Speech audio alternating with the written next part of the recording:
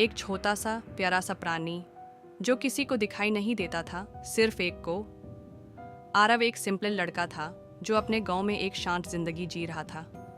उसके दिन खेतों और जंगल के बीच गुजर जाते थे।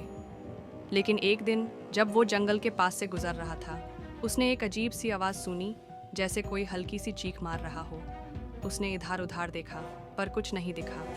हवाएं तेज चल रही थी लेकिन आवाज़ फिर भी बरकरार थी। दिल में एक अजीब सी हलचल होने लगी। क्या कोई बचा फंसा है, कोई छोटा जानवर?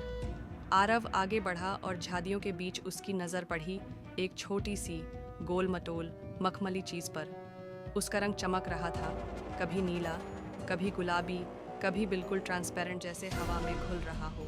आरव ने धीरे से हाथ बढ़ाया, लेकिन जैसे ही उसने टच करने की कोशिश की, वो हवा में गायब हो गया।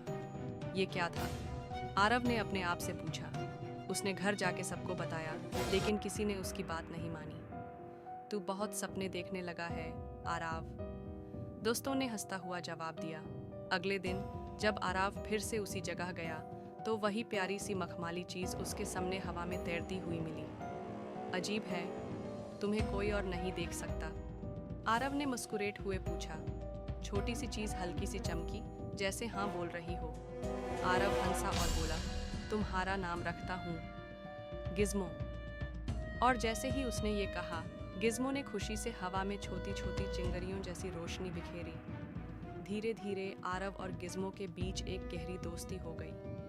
हर सुबह वो उससे मिलने जाता, उसके साथ खेलता, उससे बातें करता। लेकिन एक अजीब बात थी, गिज़्मो एक दिन छोटी रोशनी जैसा दिखता, तो कभी गोल मटोल बॉल की तरह और कभी बिल्कुल आदमियों की तरह छोटी सी परछाई बन जाता। आरव समझ नहीं पा रहा था कि ये चीज़ क्या थी। क्या ये कोई जानवर था या फिर कुछ और? एक रात जब चांद अपनी रोशनी से जंगल को रोशन कर रहा था, आरव और गिज़्मो एक पेड़ के नीचे बैठे थे।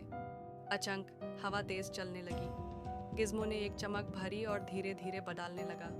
उसका गोल मटोल शरीर धीरे धीरे एक बड़े और चमकदार प्राणी में बदल गया। उसकी आंखें गहरी नीली हो गई और उसके आसपास एक रोशनी की लहर फैल गई। आरव का दिल जोर से धड़कने लगा।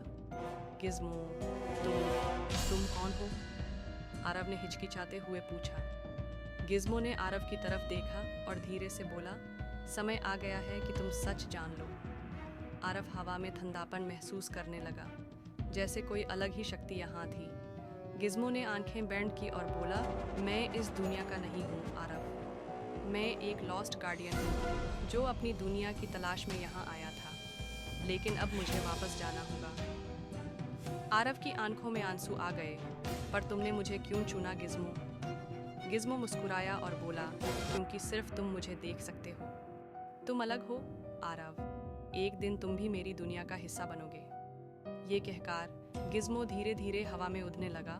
उसके आसपास एक रोशनी की लहर थी। एक चमक के साथ वो हमेशा के लिए गायब हो गया। आरव ज़मीन पर बैठा रह गया।